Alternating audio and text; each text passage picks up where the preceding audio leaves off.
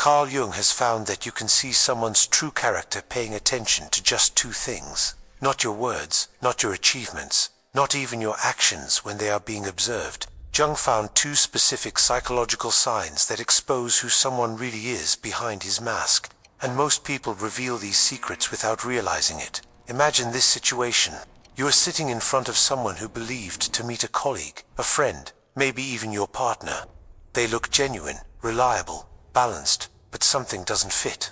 You can't identify exactly, but your instincts are saying that there are more under the surface. Jung spent decades studying what he called persona, the mask we all use to hide our true self.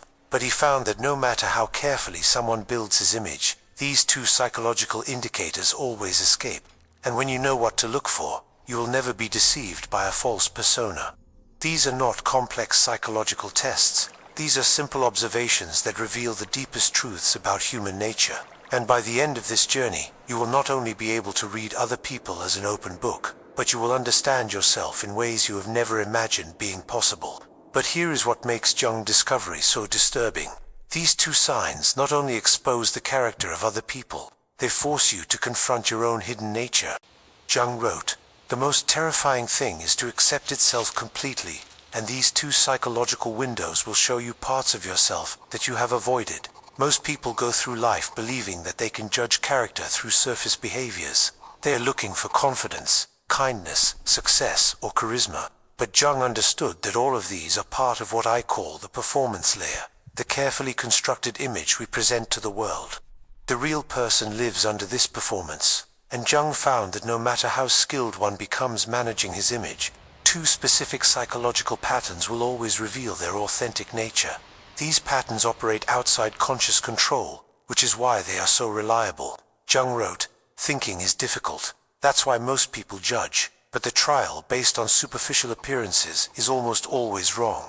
True assessment of character requires more deeply looking at unconscious patterns that people cannot pretend or manipulate." What Jung found was that character reveals itself, not what people choose to show you, but what they can't avoid revealing.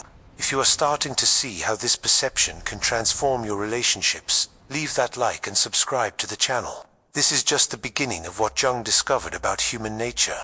These two psychological signatures emerge whenever someone's guard is low, their mask slips, or under any pressure.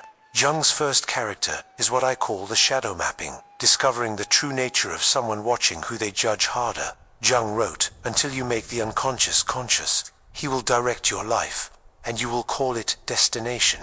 This unconscious direction appears more clearly in our judgments of others. When someone criticizes another person with unusual intensity, they are not just making an observation, they are projecting their own rejected traits on that person.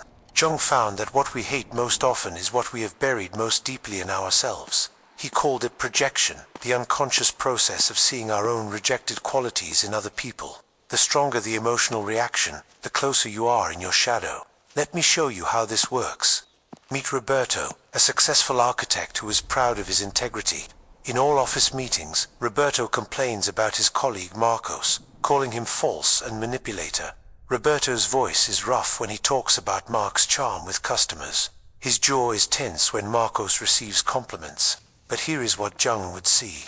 Roberto's intense reaction to Marcos is not about Marcos. It is about a part of Roberto that he rejected.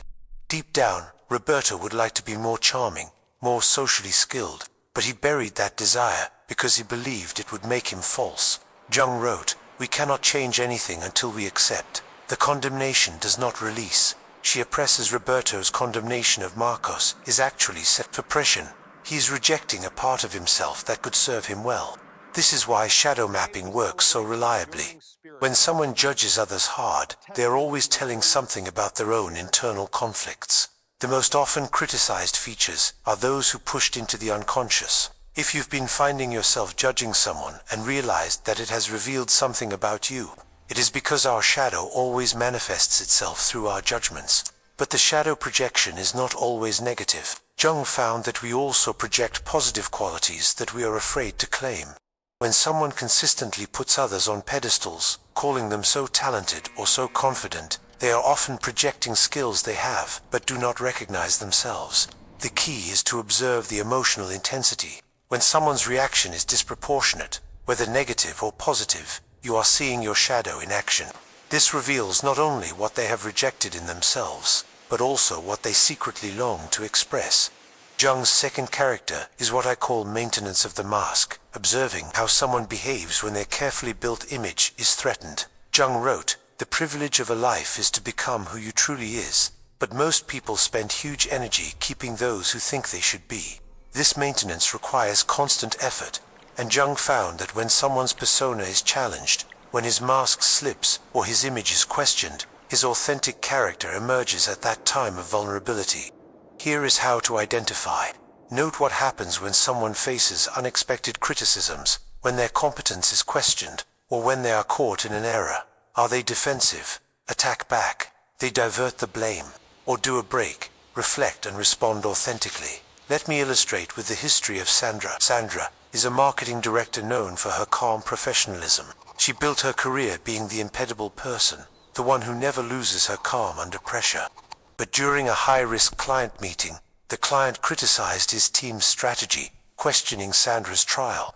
At that moment, Sandra's persona cracked. His voice was rough, his strict posture. She interrupted the customer, deflected the blame for her team, and made indirect about the customer's previous decisions. The calm professional disappeared, revealing someone defensive, insecure, and willing to sacrifice her team to protect her image. Jung would say that this moment revealed Sandra's authentic character more than years of professional interaction.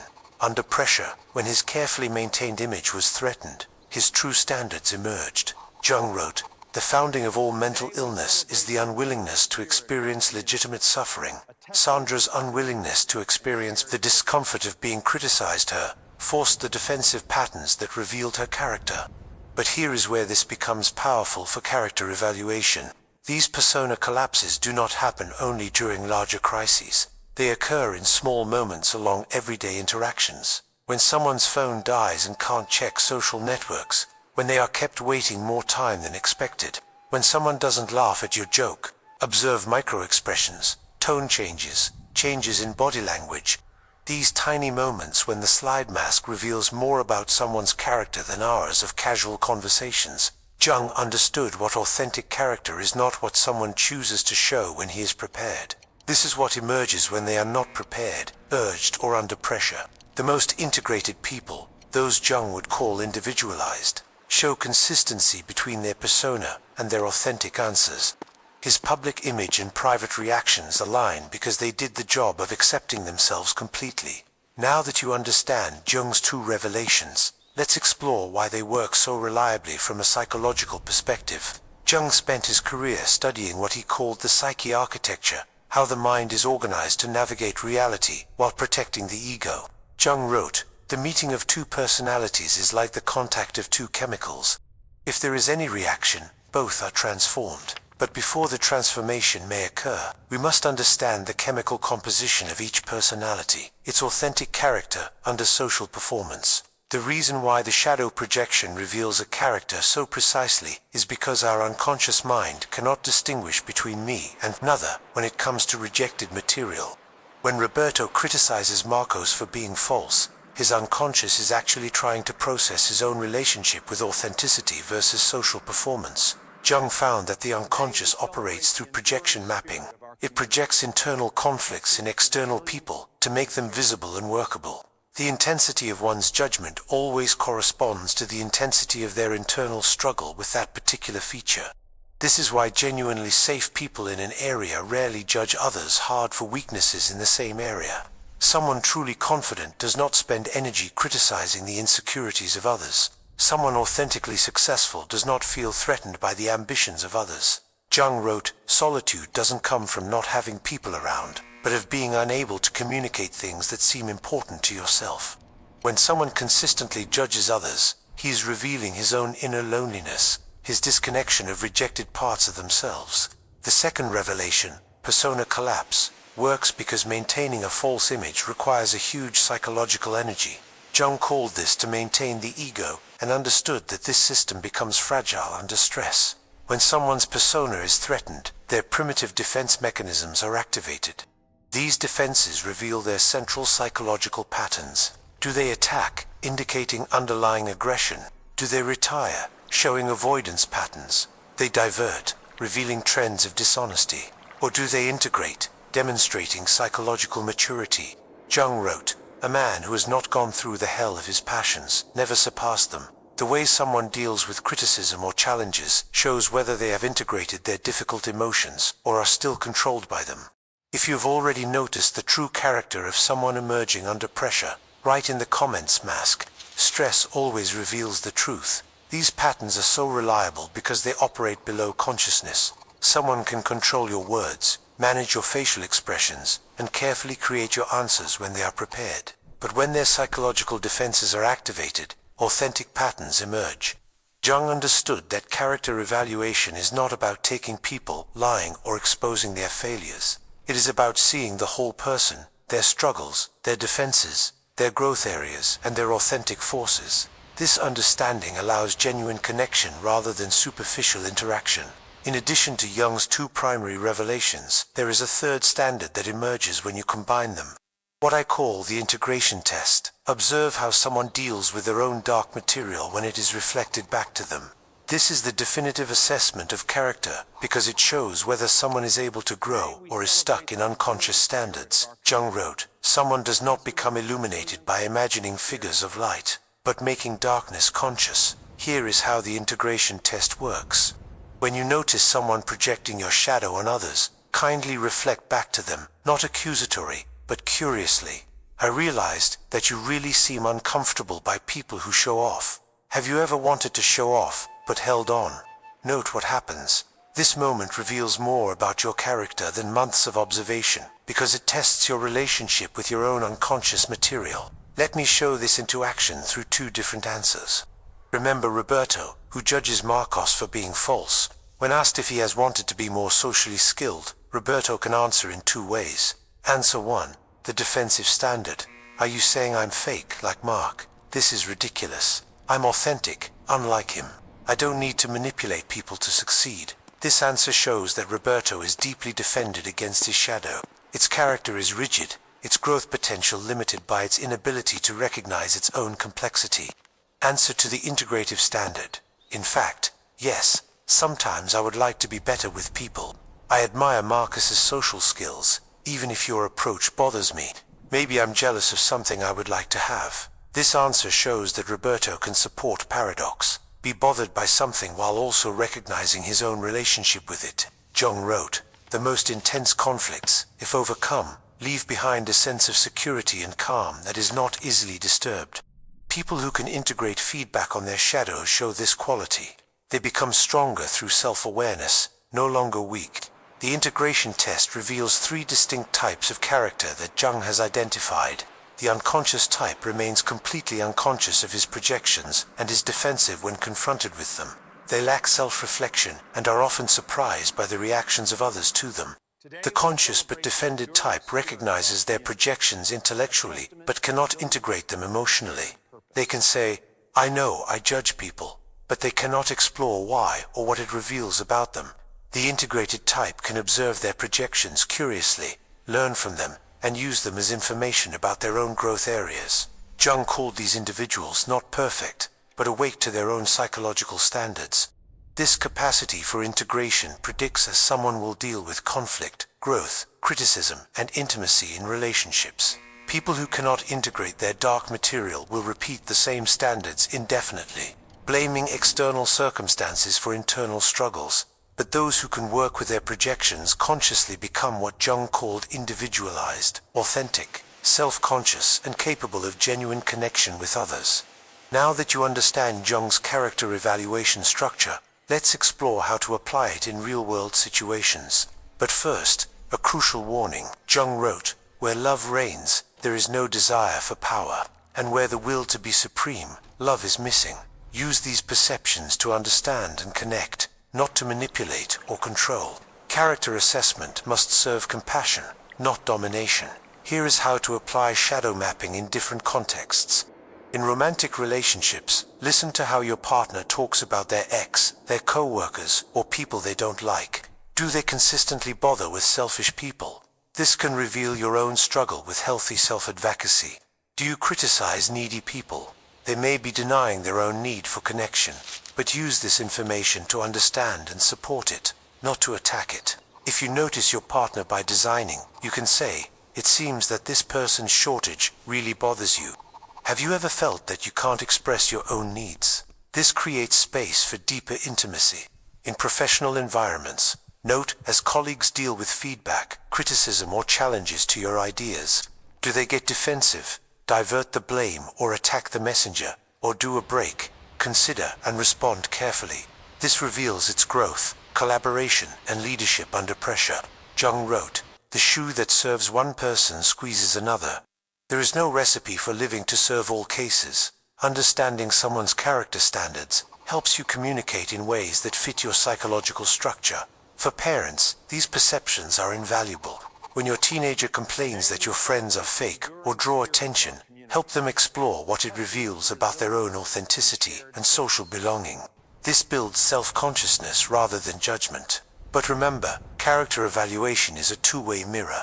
Jung wrote, "All the people you find know something you don't know, but you need to know. Learn from them. Every judgment you do, every reaction you have to someone else's behavior reveals something about your own psychological standards." Here is a practical exercise for next week. Keep a diary of the shadow. When someone pisses you off, write exactly what bothers you about them. So ask yourself, where can this feature exist in me? What am I afraid about this quality? Do not judge for what to find. Jung wrote, "Self-acceptance is the essence of the whole moral problem and the epitome of a whole vision of life." Self-acceptance is not self-indulgence, it is the foundation of psychological health. Also practice the integration test itself. When someone gives you feedback that triggers defensive, take a break before answering. If you ask, "What if there is truth about it? What can I learn about myself?" Jung understood that character development is not about becoming perfect, it is about becoming conscious. The goal is not to eliminate its shadow, but to work with it consciously instead of being controlled by it unconsciously. Before we go deeper, we must address the dark side of the character's own assessment. Jung wrote, "The healthy man does not torture others. Usually, they are the tortured who become torturers." The ability to read character can become its own form of psychological torture if poorly used. I saw people use Jung's perceptions to become what I call shadow hunters, individuals who use thick psychological knowledge to attack vulnerabilities from others instead of understanding them. This represents a complete perversion of Jung's work. Jung warned about this danger. People will do anything, no matter how absurd, to avoid facing their own soul. Sometimes people are obsessed with analyzing others precisely to avoid looking at themselves. Here are the warning signs that you are poorly using character evaluation. You feel superior when you decipher someone. This superiority complex indicates that it is using psychological insight to inflate your ego instead of building understanding. You use your observations to manipulate others. If you are taking advantage of someone's dark patterns or persona weakness to control them, you have become what Jung would call psychologically poisonous. You get critical instead of curious. True character assessment should increase your compassion, not your criticism. If you are getting more critical, you are projecting your own shadow. You avoid examining your own standards. If it is constantly analyzing others but never turning the same scrutiny inward, it is using psychology as a defense against self-consciousness. Jung wrote, "The biggest danger is that someone can get stuck in the unconscious and never get back to reality." Sometimes, people are so fascinated by psychological analysis that they lose contact with simple human connection. The antidote to these dangers is what Jung called the ethical relationship with the unconscious. This means using psychological insight to serve love, understanding, and growth. No power, control, or superiority. Remember that all the people you find are fighting battles about which you know nothing. Jung wrote, "To know the light, we must first try darkness." His shadow projections and persona defenses often represent their attempts to deal with pain, trauma, or fear. True character assessment should make you more humble, not arrogant. When you see someone's psychological patterns, you are seeing your humanity, your struggles, your defenses, your attempts to navigate a complex world with limited tools. Jung understood that we are all injured, all carrying dark material, all using personas to protect our vulnerable core. The goal is not to expose the masks of others, but create security for authentic connection. Use these perceptions to build bridges, not walls. Let the understanding of character lead to compassion, not to condemnation. The deepest aspect of Jung's character evaluation structure is what I call the mirror effect, the inevitable moment when you realize that everyone who is analyzing is reflecting aspects of your own psyche back to you. Jung wrote, "Your vision will become clear only when you can look into your own heart. Whoever looks out dreams. Whoever looks inside awakens." The ultimate purpose of reading the character of others is to awaken to their own. This mirror effect operates at multiple levels. First, people who trigger their strongest reactions are always showing their own dark material. If you consistently bother with arrogant people, examine your relationship with confidence and humility. If needy people drain you, explore your own needs and how it expresses them. Second, the character traits that most admire in others often represent their own unavoidable potential. Jung called this positive projection to design his own unable possibilities in others. When you put someone in a pedestal because you are so creative or so confident, you may be projecting qualities you have but has not claimed. Third, the patterns you recognize in others become visible to yourself once you know what to look for. If you become skilled in identifying others, persona collapses, you will begin to notice your own. If you can see shadow projections from others, you will start to get yours in real time. This mirror effect creates a self-conscious feedback cycle. Each person becomes a teacher. Each interaction becomes a classroom. Each judgment becomes a door to self-discovery. Let me share how this unfolds in my own understanding. Once I worked with someone whose constant need for validation irritated me intensely. I judged them as insecure and seeking attention, but Jung's structure forced me to examine why his behavior triggered me so strongly. The uncomfortable truth was that I had my own validation relationship that I was not recognizing. I had developed subtle ways to seek approval that I convinced myself to be different from their obvious methods. My judgment was actually I was criticizing in them what I couldn't accept in myself. Jung wrote, "We are not what happened to us. We are what we want to become." The mirror effect shows not only what we were, but what we are able to become. Every character trace you can recognize in others exists as potential within yourself. This does not mean that everyone will develop all characteristics. Jung believed in individual differences and unique psychological types. But it means that understanding the psychological patterns of others gives you a map of human possibilities, including your own unexplored territories.